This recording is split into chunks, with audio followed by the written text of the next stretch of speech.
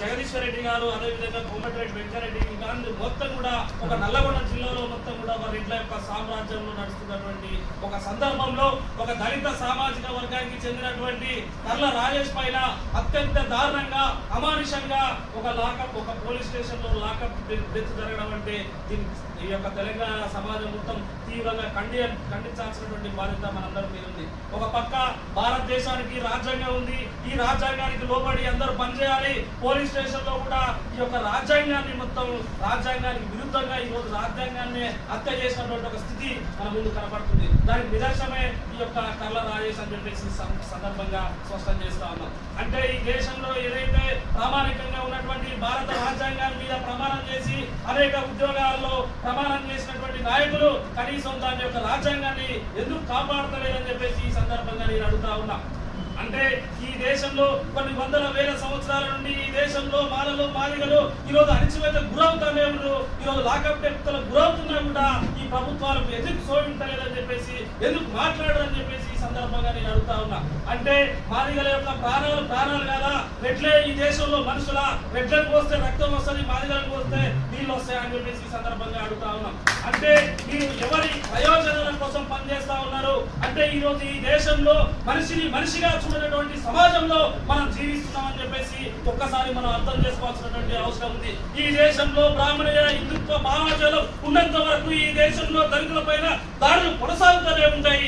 ఏదైతే ఈ యొక్క భావాజాలం ఉందో ఆ భావాజాలాన్ని కూకటి పేర్లతో తొలగించినప్పుడు మాత్రమే ఈ దేశంలో దళితుల పైన దాడులు ఆగుతాయి. ఈ దేశంలో దళితులకు సమానమైనటువంటి అవకాశాలు దొరుకుతాయి. ఈ దేశంలో సమానమైనటువంటి హక్కులు ఉంటాయి. ఈ దాడులు ఆగిపోతాయి. కాబట్టి మనం మాట్లాడాల్సింది ఈ యొక్క కులం పునాది ఏదైతుందో, ఈ యొక్క దేశంలో జరుగుతున్నటువంటి కుల వివక్షత ఏదైతుందో ఆ కుల వివక్షత పైన మాట్లాడాలి. ఈ దేశంలో కులం లేకపోతే ఈ రోజు యొక్క రాజేష్ అనేటువంటి వ్యక్తి చావు అని చెప్పేసి ఈ సందర్భంగా మేము డిమాండ్ చేస్తున్నాం. కాబట్టి ఈ దేశంలో కులాన్ని ఫస్ట్ రూపుమాపాల్సినటువంటి బాధ్యత అందరిపైన ఉంది. ఒక పక్క భారత రాజ్యాంగం చెప్తుంది ఆర్టికల్ 17 మొత్తం సమానత్వాన్ని కల్పించాలని చెప్పేసి, అస్పృశ్యతను నిర్మించాలని చెప్పేసి మాట్లాడుతున్నటువంటి ఒక క్రమంలో ఏం చెప్తా ఉన్నారు? ఈ రోజు ఎస్సీల పైన ఒక నాయకుల పైన ఈ రోజు దాడి చేసి ఈ రోజు చంపుతున్నా కూడా ఈ రోజు మాట్లాడినటువంటి ఒక దౌర్భాగ్యమైనటువంటి ఒక స్థితి కనబడతా ఉంది. అదే విధంగా చూసుకుంటే ఒక వ్యక్తి మాట్లాడడం తప్ప భారత రాజ్యాంగం ప్రతి ఒక్క పౌరునికి, ఈ దేశ పౌరునికి, ప్రతి ఒక్క పౌరునికి కల్పించింది.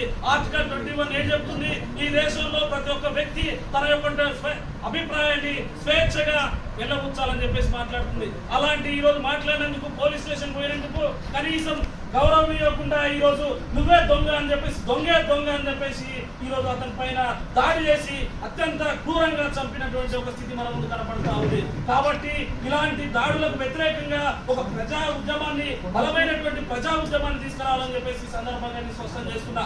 అది జిల్లాలో ఈ తెలంగాణ రాష్ట్రంలో ఉన్నటువంటి అన్ని జిల్లాల్లో ఈ యొక్క కర్ల రాజేష్ లాకప్ డెత్ వ్యతిరేకంగా పెద్ద ఎత్తున పోరాటాలు నిర్వహించాలని చెప్పేసి ఈ సందర్భంగా నేను ఈ యొక్క అధ్యక్ష వర్గాన్ని సూచిస్తా ఉన్నాం. అదే విధంగా భవిష్యత్తులో మార్చి నెలలో ఈ యొక్క తెలంగాణ రాష్ట్ర అసెంబ్లీ సమావేశాలు జరుగుతూ ఉన్నాయి. కాబట్టి ఈ యొక్క కర్ల రాజేష్ ఏదైతే కేసుందో ఆ కేసు న్యాయం చేయాలని చెప్పేసి ఈ వేదిక నుంచి ఒక అసెంబ్లీ ముట్టడి కార్యక్రమం తీసుకుంటే బాగుంటుందని చెప్పేసి ఈ సందర్భంగా నేను తెలియజేస్తున్నా. ఎందుకంటే ఈ దేశంలో జరుగుతున్నటువంటి, ఈ రాష్ట్రంలో జరుగుతున్నటువంటి దళితుల పైన దాడులను అరికట్టాలంటే ఈ యొక్క రెడ్లు ఎవరైతే అధికారంలో చలామణి అవుతున్నారో వాళ్ళ యొక్క సంగతి చూడాల్సినటువంటి బాధ్యత కూడా మనందరి పైన ఉంది. కాబట్టి అలాంటి ఒక ప్రజా పోరాటాన్ని, మిలిటెంట్ పోరాటాన్ని నిర్వహించినప్పుడు మాత్రమే భవిష్యత్తులో ఇంకొక దళిత నాయకుల పైన కావచ్చు, దళిత యొక్క వ్యక్తుల పైన దాడి చేయాలంటే ఈ దేశంలో భయం కావాలి, ఈ తెలంగాణ రాష్ట్రంలో భయం కావాలి. అనేక ఎస్సీ ఎస్టీ అట్రాసిటీ యాక్టులు వచ్చినప్పటికీ కూడా అయినా కూడా ఎందుకు జరుగుతుందని చెప్పేసి ఒక్కసారి మనం అర్థం చేసుకోవాలి. అంటే ఇక్కడ ఈ యొక్క రాష్ట్రంలో పరిపాలన ఏ యొక్క కులం పరిపాలిస్తుందో వాళ్ళని వెనకేసుకోవడం తప్ప ఈ రోజు దేశంలో ఈ యొక్క ప్రజల కోసం పనిచేయట్లేదని చెప్పేసి ఒకసారి అర్థం చేసుకోవాలి. ఇంతకుముందే మిత్రులందరూ కూడా చెప్పారు, అక్కడ ఉన్నటువంటి ఎస్ఐ ఎవరైతే ఉన్నారో ఆ ఎస్ఐ ఎవరైతే సురేష్ రెడ్డి ఉన్నాడో అతను ఇంతవరకు కనీసం అరెస్ట్ చేయలేదు, అతన్ని డిస్మిస్ చేయలేదు. ఎందుకు అంటే ఈ నల్లగొండ ప్రాంతం కావచ్చు, ఈ యొక్క తెలంగాణలో ఉన్నటువంటి మొత్తం రెడ్ల సామాజిక వర్గం ఈరోజు పరిపాలన కొనసాగిస్తుంది కాబట్టి ఒక రెడ్డిని తీసేయకుండా ఈరోజు కప్పు పెట్టడం కోసం, వాళ్ళు చేసినటువంటి తప్పులను కప్పు పెట్టడం కోసం ఈ పోలీసు కూడా అనేక రకాలైనటువంటి సున్నితమైనటువంటి అందమైనటువంటి అబద్ధాలు ఆడుకుంటూ ఈ రోజు ప్రజల్ని మొత్తం కూడా ఈ యొక్క దళితుల్ని కూడా మొత్తం కూడా పక్కదో పట్టిస్తున్నటువంటి ఒక స్థితి మన ముందు కనపడతా ఉంది. నిజాలు తెలుస్తాయి భవిష్యత్తులో కాబట్టి దీని మీద సిట్టింగ్ జడ్జి తోటి న్యాయ విచారణ జరిపించాలి. ఎవరైతే సురేష్ రెడ్డి ఉన్నారో ఆ పోలీసు అధికారులు ఎవరైతే ఉన్నారో వాళ్ళందరినీ కూడా